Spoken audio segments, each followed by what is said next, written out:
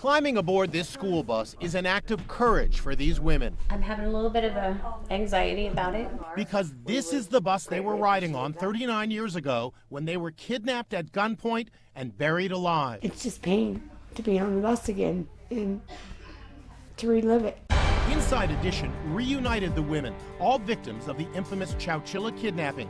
26 children and their bus driver kidnapped in the biggest mass abduction in U.S. history. This is the first time the women have seen the bus since that fateful day in 1976. We found the bus stored in a dusty farm warehouse in Chowchilla, a quiet town in California's Central Valley. I was sitting in the very back. Jennifer Hyde and Darla Neal were both 9 years old when they were kidnapped. 3 masked men with shotguns abducted them and their friends as they were on their way to school. One of the guys came, had a shotgun pointed at my head. I didn't know if they were going to shoot us. I didn't know if they were going to kill us. The kidnappers, all from wealthy families, planned their sinister plot for 18 months, inspired by this scene in the Clint Eastwood classic, Dirty Harry. Where? Just get started. I'll tell you where. The kidnappers took the kids to a remote rock quarry 100 miles away. Then they locked them in a moving van and buried them there. For 16 long hours, the 26 children and their bus driver were buried alive, thinking they were all going to die together. The roof started to cave in, and some of the older kids had decided we were going to die trying to get out of it. Come on, let's go. This 1993 movie shows how they escaped when the hero bus driver stacked up mattresses so they could climb out of a hole in the roof.